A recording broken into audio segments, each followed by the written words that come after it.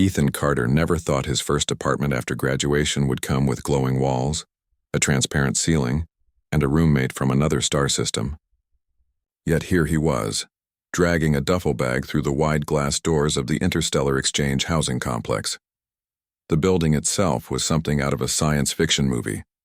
Curved white halls, soft lights that seemed to follow him, and doors that opened with a gentle hum instead of a click.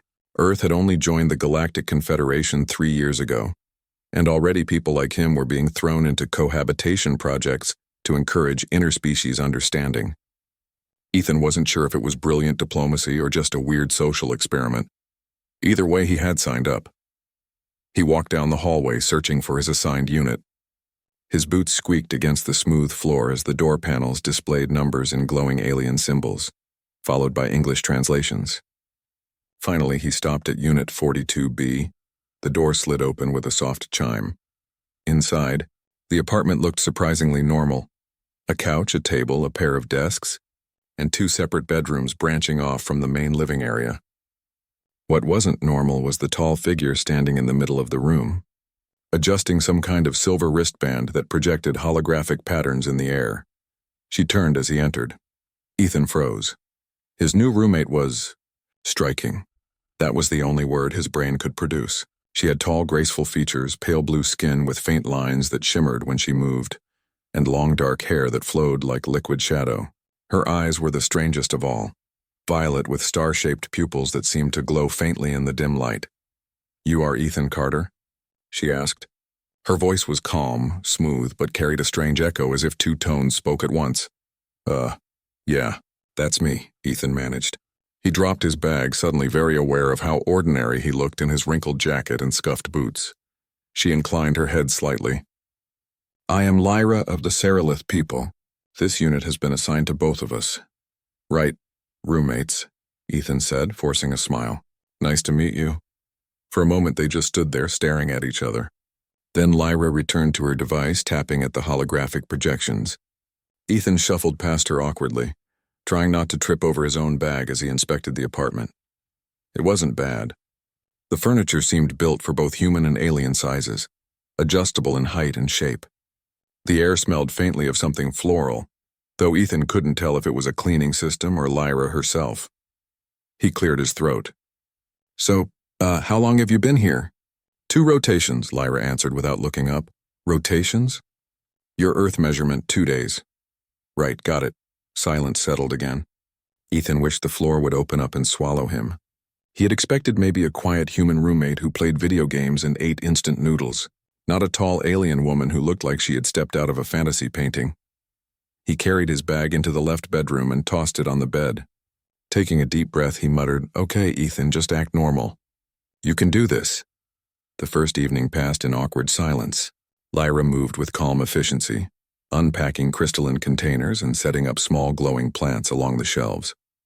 Ethan tried to cook noodles in the small kitchen, only to realize the stove was a multi-species device with symbols he didn't understand. Lyra silently tapped a few controls for him, and the burner flared to life. "Thanks," Ethan said. She gave a small nod. They ate separately, Ethan with his steaming noodles, Lyra with some shimmering purple fruit that pulsed faintly when she bit into it. Ethan tried not to stare too much. After dinner, Ethan flopped on the couch and scrolled through his datapad.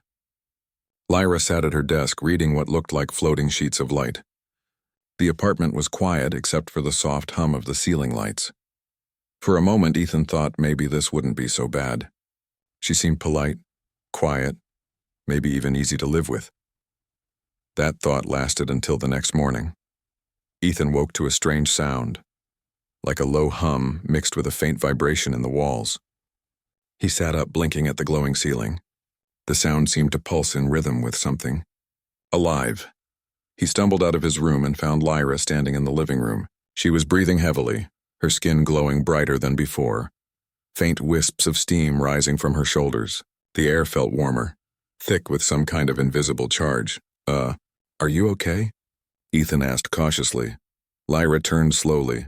Her eyes glowed more brightly now, and the star-shaped pupils seemed larger. "It has begun," she said simply. "What has begun?" Ethan asked. "My season." Ethan blinked. "Season, like allergies?" Because I get those too sometimes. No, Lyra interrupted. Her tone was serious, almost solemn. My species follows a biological cycle. Once every standard year, we enter the phase known as the mating season. Ethan froze. His brain scrambled to process her words. Wait, did you just say mating season? Yes. Lyra's expression didn't change. It is an unavoidable biological imperative. My body will alter in temperature, pheromone release, and neural patterns for the duration. Normally, a cerolith isolates themselves or resides with trusted companions. However, she gestured around the apartment. We are bound by assignment. You are here. Ethan's mouth went dry. And, what does that mean for me exactly? Lyra tilted her head. It means you may experience discomfort. My pheromones affect nearby species unpredictably. Your human physiology is untested. Untested? Ethan squeaked. Yes, there has been no recorded case of a cerolith sharing quarters with a human during this cycle. You're the first, Ethan rubbed his face. Great, just great. First guy in history to get stuck with an alien roommate during mating season. Lyra's violet eyes studied him carefully. If you wish to request reassignment, I will understand. He considered it. He really did. But then he remembered the housing shortage, the paperwork nightmare, and the fact that he'd promised his supervisor he would stick with the program no matter what. Ethan forced a laugh. No, it's fine. I mean, how bad could it be, right? Lyra didn't answer. Her silence was not reassuring. The rest of the day was chaos. The apartment grew warmer by the hour, as if the air system couldn't keep up. Ethan found himself sweating constantly, opening windows only for the strange floral scent to intensify. Lyra paced the room, her skin glowing in waves of light that pulsed with her breathing. At one point, Ethan tried setting up a fan. Lyra stopped, stared at it, and said in her calm voice, "This is ineffective." Then she turned and walked away, leaving him muttering at the whirring blades. By evening, Ethan was desperate. He pulled up his datapad and searched the Galactic Exchange forums. Help alien roommate acting weird during mating season? The responses were not helpful. User Zeltrune, do not remain indoors. Dangerous pheromones. User Starheart 42. Bro, just run. User Academic Bot 9. Congratulations, you are participating in unprecedented xenobiological research. Ethan groaned and shut the pad. Across the room, Lyra sat perfectly still on the couch, her glowing eyes half closed. Despite everything, there was something strangely vulnerable about her. She didn't look dangerous. She looked tired. Ethan hesitated, then asked softly, "Hey, are you okay?" Her eyes opened slowly. She studied him for a long time before answering. This phase strips away much control. It is not pleasant, Ethan nodded. Yeah, I get that. It's kind of like finals week for humans. Except, glowing and weird smells. A faint smile touched her lips just for a second. And somehow that made Ethan feel a little braver. That night, Ethan lay in bed, staring at the ceiling. His heart was still racing from the day's events. He had expected awkward small talk and maybe some cultural misunderstandings. He had not expected glowing alien pheromones, rising temperatures, and the phrase mating season. But one thing was clear, he wasn't going anywhere. Whatever this was, he was stuck in it. And deep down, though he wouldn't admit it out loud, a small part of him was curious. Ethan Carter woke up to the smell of something floral and electric, like a mix of lavender and ozone. At first, he thought Lyra was cooking some strange alien breakfast. Then he remembered what she had told him yesterday. Mating season. The words still echoed in his head. He sat up, groaning. His shirt clung to his skin. The room was warmer than any heater setting he'd ever chosen. He stumbled to the living room where Lyra was pacing again. Her skin glowed faintly, her movements sharper than before, like a predator on edge. Ethan rubbed his eyes. Morning, or whatever you call it. Lyra glanced at him, her violet eyes shining. The cycle continues. You should remain cautious. Yeah, thanks for the reminder, Ethan muttered, heading to the kitchen. He tried to make breakfast, but the eggs sizzled too quickly on the alien stove, the butter melting into black smoke. Lyra watched silently as he flailed with the spatula, opening windows and waving a towel to clear the air. Finally, she spoke. You are inefficient. Gee, thanks, Ethan said, dropping the ruined eggs into the trash. Next time, maybe you can cook. Lyra tilted her head. Our food would overwhelm your system. Ethan pointed at the purple fruit on her shelf, pulsing faintly like it was alive. Yeah, I'll pass. She didn't answer. The rest of the day tested his patience. Lyra's pheromones, or whatever they were, made the whole apartment smell strange. Sometimes sweet, sometimes sharp, always distracting. The air purifiers Ethan bought online didn't help. He set up 3 of them around the apartment, only for Lyra to disable one with a flick of her hand. This machine interferes with my regulation, she explained calmly. It interferes with my nose, Ethan protested. Lyra only raised an eyebrow. By afternoon, Ethan was desperate. He tried researching cerulith biology on the Galactic Exchange Network. Most articles were technical, full of scientific terms he didn't understand. The few that mentioned mating season described it as a heightened state of biological flux requiring solitude or trusted companionship. Ethan leaned back in his chair, groaning. Great. So I'm the trusted companion now. Lucky me. Lyra, meanwhile, spent hours adjusting the glowing wristband she always wore.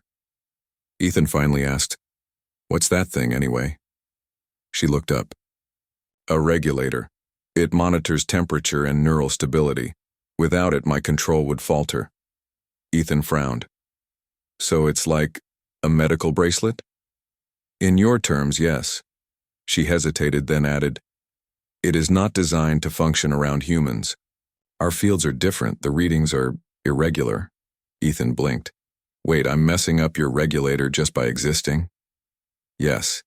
He threw his hands up. Fantastic. I'm not just your roommate, I'm technical interference. Lyra's lips curved into a faint smile. You are amusing. Ethan narrowed his eyes. You mean annoying? I mean both.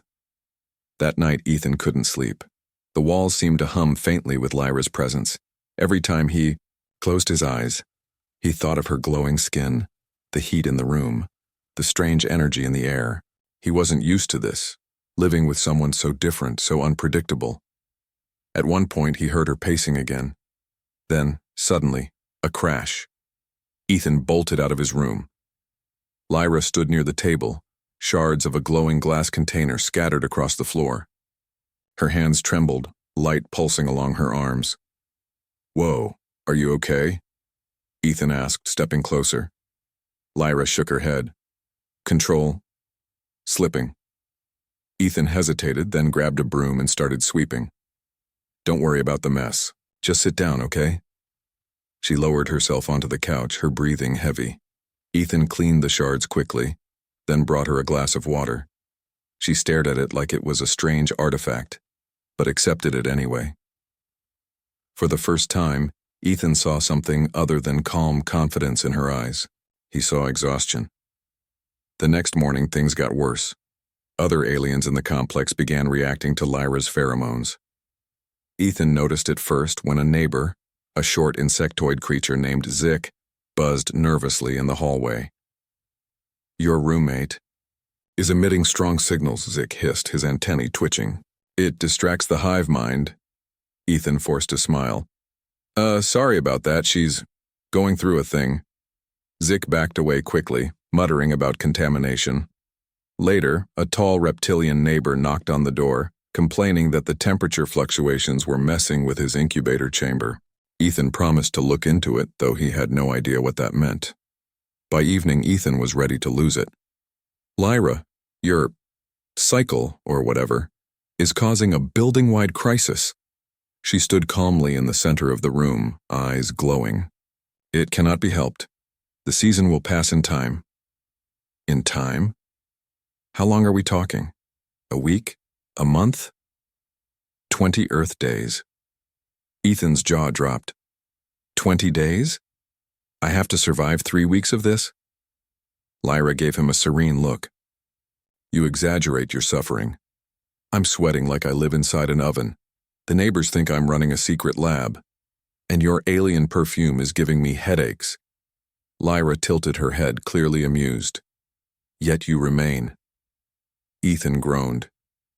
Because if I leave, I fail the program. And then my supervisor kills me, so yeah, I'm stuck. For a moment, they just stared at each other. Then, unexpectedly, Lyra laughed. It was soft, musical, and completely disarming. You are stubborn, she said. You're just figuring that out now? Ethan shot back, though he couldn't help smiling a little. Over the next few days, something began to shift. Yes, the apartment was still unbearably hot. Yes, Lyra's pheromones made Ethan dizzy at random moments. Yes, the neighbors kept complaining. But in between the chaos, small moments of connection appeared. One evening, Lyra sat beside Ethan while he worked on his datapad. She leaned closer than usual, studying the lines of code on his screen. You design machines, she observed. Yeah, engineering. I fix problems with parts and circuits. Way easier than fixing alien biology. She tilted her head thoughtfully. Your methods are crude, but creative. Thanks, I think. Another time, Ethan tried to cook again. This time, pasta. The noodles boiled over, spilling water everywhere. Lyra stepped in, calmly adjusting the stove with a gesture. You rely too much on chance, she said. Ethan smirked. And you rely too much on glowing wristbands. To his surprise, she didn't argue. She just smiled faintly and continued helping. One night, as the cycle grew stronger, Lyra admitted something. When my people undergo this phase, many choose solitude because it exposes weakness. We lose our balance, our control. To show that to others is shameful. Ethan listened quietly. He had never seen her look so vulnerable. But you, she continued softly, you do not treat it as weakness. You make jokes. You remain. Ethan rubbed the back of his neck, feeling awkward. Well, yeah. I mean, everyone has their stuff, right? Humans mess up all the time. If we hid every weakness, we'd never leave the house. Lyra studied him for a long time, her glowing eyes softer now. Strange. Your kind is weak in body, yet strong in ways I do not understand. Ethan chuckled. Yeah, we're full of surprises. By the end of the week, Ethan felt like he was walking a tightrope. The air was heavy, the apartment unpredictable, and his own nerves stretched thin. But he also felt something else, a strange bond forming between them. He wasn't just her human interference anymore. He was her anchor, her companion in the storm. And though he would never admit it out loud, he didn't hate it. Ethan Carter groaned, dragging himself out of bed. He hadn't slept well again. The apartment felt like a sauna, and Lyra's glowing aura never seemed to fade. When he opened the door, a familiar insectoid face greeted him. Zick, the buzzing neighbor, looked frantic. His antennae twitched as he hissed, the Cerealith emissions. They spread further. Others in the building grow restless. Ethan rubbed his eyes. Yeah, I know, she's going through her season. Zick leaned closer. Contain her or request removal. If the council notices, there will be consequences for both of you. Ethan stiffened. He didn't like the sound of consequences, but before he could answer, Lyra appeared behind him, tall and radiant. Zick froze, wings buzzing nervously. Lyra's violet eyes glowed brighter than ever. I heard, she said calmly. We are not a threat. Zick clicked his mandibles. Perhaps not to yourself, but to others? Already the younglings struggled to rest. The pheromones confused them. Ethan stepped in. We'll figure it out, okay? Just give us some time. Zick buzzed angrily but left. Ethan closed the door and turned to Lyra. Okay, we've got a problem. The neighbors are ready to form a pitchfork mob. Lyra raised one elegant brow. What is a pitchfork? Never mind. Ethan sighed. Point is, your cycle isn't just affecting me anymore, it's affecting everyone. Lyra tilted her head. You blame me? No, Ethan said quickly, then paused. Well, maybe a little, but I know you can't help it. She studied him, her expression unreadable. Then she said softly, You defend me. Even against your own kind, Ethan shrugged. Someone has to. Over the next few days, the disturbances grew worse. A reptilian neighbor hissed at Ethan in the hallway, demanding compensation for his overheated incubator. A bird-like alien accused Ethan of spreading contamination. Even the human residents gave him strange looks, whispering about his radioactive roommate. Ethan tried to laugh it off, but it wore on him. He was exhausted, sweaty, and constantly dizzy from the heavy air inside the apartment. Yet every time he thought about leaving, he looked at Lyra, calm, glowing, but clearly struggling, and decided to stay. One evening, the situation reached a breaking point. Ethan returned from work at the engineering lab to find two aliens outside his door, the reptilian and the bird-like one. "You must relocate," the reptilian growled. "The Cerealith cycle endangers all of us." "She is unstable," the bird-like one added sharply. "Remove her or we will call the council." Before Ethan could respond, the door slid open. Lyra stepped out, her skin glowing like liquid light. The hallway fell silent. She stood tall, her presence overwhelming, yet her voice was calm. "I will not leave. My assignment is here." With him, the aliens flinched but didn't back down. Ethan swallowed, then stepped beside her. "Look, I get that this is tough on everyone, but she's not dangerous. She just needs time. I'll make sure she doesn't cause trouble," the reptilian hissed. "You cannot promise that." Ethan met his gaze. "Watch me." For a tense moment, no one spoke. Then, muttering angrily, the two aliens backed away. Lyra looked down at Ethan, her glowing eyes softening. "You stood with me." "Of course I did," Ethan said, though his voice shook. "What kind of roommate would I be if I didn't?" Her lips curved faintly. "More than a roommate, perhaps." Ethan blinked, heat rising in his cheeks. Sure. Let's just survive the week first." That night, Lyra sat on the couch, her regulator wristband glowing brighter than usual. Ethan sat across from her, sipping water and trying to ignore how warm the apartment had become. Lyra spoke suddenly. "Your courage is unusual." Ethan raised a brow. "Courage? I'm just trying not to get evicted." "No," Lyra said firmly. "You face discomfort. You defend one who is not your kind. You adapt even when logic tells you to flee." Ethan chuckled weakly. "Yeah, well, humans are stubborn like that. We don't give up easy." Lyra studied him for a long moment. "That is why I find you fascinating." Ethan nearly choked on his water. "Fascinating? I thought I was just annoying. You are both." They shared a rare laugh. As the cycle deepened, Lyra's control weakened. Sometimes she paced the apartment, her breathing heavy, her skin glowing so brightly it lit the walls. Other times she sat motionless for hours, eyes closed as if meditating. Ethan tried everything to help, adjusting the cooling system, cooking lighter meals, even playing earth music to distract her. To his surprise, she seemed to enjoy the soft melodies of old jazz. "This sound is soothing," she admitted one evening. Listening with her eyes half closed, Ethan smiled. "Told you. Humans may not have glowing regulators, but we've got music." Lyra tilted her head. "You use sound to balance emotion." "Exactly," she nodded slowly. "Perhaps that is your species' strength. Not power of body, not brilliance of mind, but the ability to feel and to share feeling." Ethan blinked. He had never thought about it like that. But coming from her, it felt true. One evening, the building alarms blared. Ethan jumped up, rushing to the door. In the hallway, two younger aliens were fighting. Both clearly affected by Lyra's pheromones, their actions erratic and aggressive. Ethan cursed. "This is bad." Before he could act, Lyra stepped forward. Her aura pulsed brighter, filling the hall with light. The fighting aliens froze, staring at her. She spoke in a firm, resonant voice, a tone Ethan had never heard before. "Peace," she commanded. The aliens shuddered, then backed away, their aggression fading. The hallway fell silent. Slowly, Lyra turned back to Ethan. His heart pounded. "That was incredible." Her glow dimmed slightly. "It cost much energy." Ethan guided her back inside. She collapsed onto the couch, breathing heavily. "Why'd you do that?" he asked quietly. "Because they would harm each other. Because this is my fault." Ethan shook his head. "No, this isn't your fault. It's just biology. You can't blame yourself for existing." Lyra looked at him, her glowing eyes soft. "You speak as if weakness is not shameful." "Because it's not," Ethan said firmly. "Being weak sometimes doesn't make you less. It just means you need someone else to lean on." For a long moment, Lyra stared at him. Then she whispered, "And you let me lean on you." Ethan felt his chest tighten. He didn't know what to say, so he just nodded. Days passed. Despite the heat, the dizziness, and the constant neighbor complaints, Ethan found himself adjusting.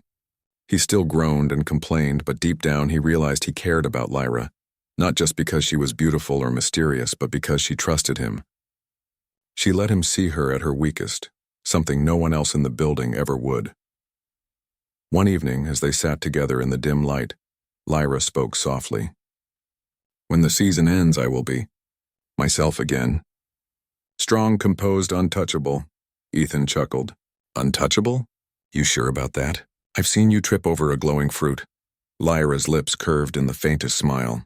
"Perhaps you will always see me differently." "Yeah," Ethan said quietly. "I think I will." By the end of the second week, Ethan realized something strange. He no longer felt like just a human stuck in a nightmare apartment. He felt like part of something bigger. The neighbors still muttered.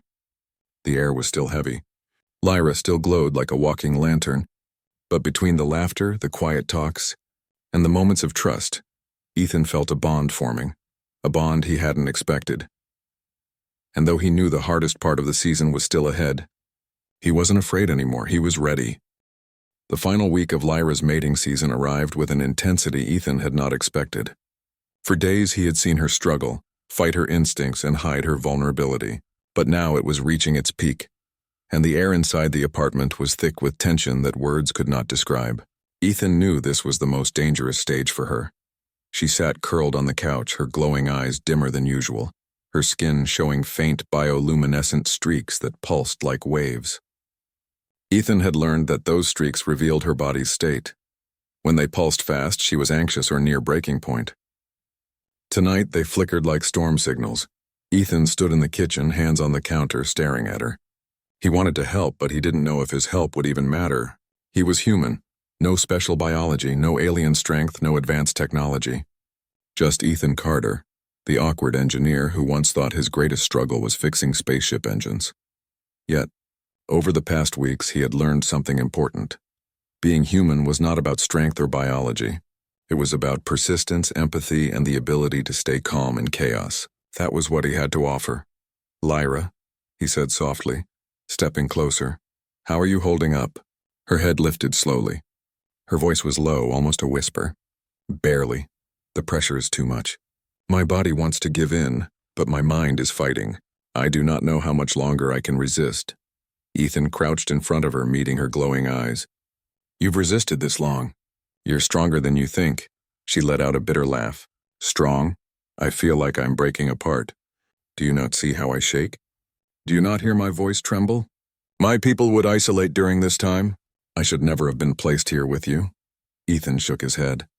"No, I think maybe you were placed with me for a reason. Maybe the system didn't glitch. Maybe it knew you needed someone who wouldn't run away." Lyra blinked at him, confused. "Why would you stay? Why would you endure this chaos when you could have requested a transfer weeks ago?" Ethan thought about it. There were many times he had wanted to leave, but something always stopped him. Maybe it was curiosity. Maybe it was stubbornness. Or maybe it was her, this proud, mysterious alien who revealed more humanity than some humans he knew. "Because you're my friend," Ethan said simply, "and friends don't abandon each other when things get hard." For a long moment, Lyra just stared at him. Then her glowing pattern softened. "You are a strange human," he chuckled nervously. "Yeah, I get that a lot." That night, the crisis came. Ethan woke up to a strange sound like humming mixed with a low growl. He rushed into the living room to find Lyra kneeling on the floor, gripping her head, her body glowing with fierce bioluminescence. Her skin shimmered like molten silver and her breath came in ragged gasps. "Lyra!" Ethan dropped to her side. "What's happening?" Her voice shook. "This is the peak. I cannot control it." She stopped, trembling violently. "I do not want to hurt you, Ethan." He could feel the heat radiating from her like she was a furnace about to explode. His instincts screamed at him to back away, but he forced himself to stay. He remembered what she told him before. She feared losing herself, feared hurting others, feared being seen as weak. He took a slow breath and grabbed her shoulders firmly. "Lyra, look at me." Her glowing eyes flicked toward him, unfocused and wild. "Listen," Ethan said, keeping his voice calm but steady. "You're not alone. You're not going to lose yourself. You've come this far, and you're stronger than this. You told me once that humans adapt. Well, I think you can too. You just need someone to remind you who you are." Lyra's entire body trembled, but his words seemed to reach her. Her breathing slowed a little, though her glow still burned bright. "Ethan, I am afraid. I know. he said softly. But fear doesn't make you weak. It makes you alive. And I'm right here with you. I'm not leaving. Not now, not ever. Something in her expression shifted then. The wildness in her eyes faded, replaced by a flicker of trust. She leaned forward, resting her forehead against his.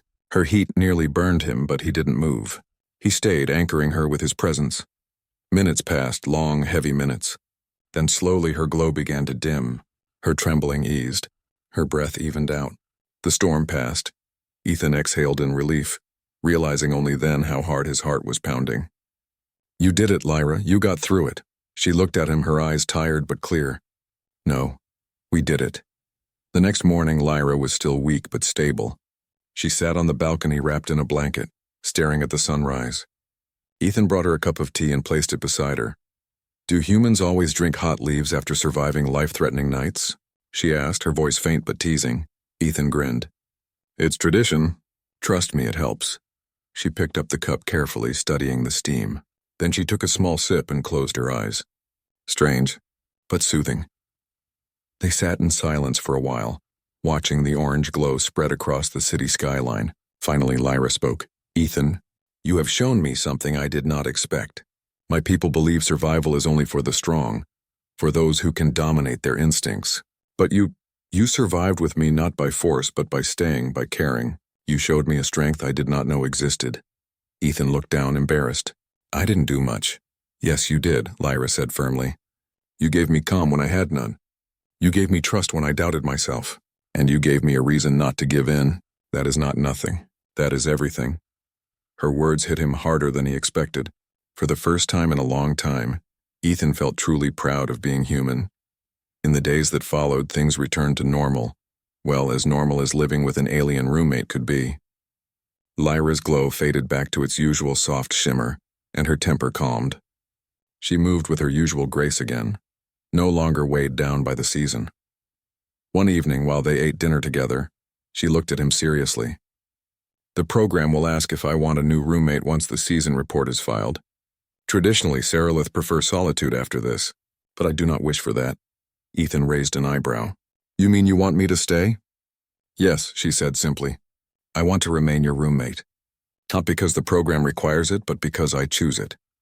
Ethan smiled, a warmth spreading through his chest. Then I guess we're stuck with each other for a while longer. She tilted her head, her alien eyes gleaming. Stuck? No. Connected. Months later, stories began to spread within the interstellar exchange program. Other species whispered about the human who stayed with the Seralith during mating season and lived to tell the tale. Some exaggerated, painting Ethan as a fearless warrior or a genius biologist.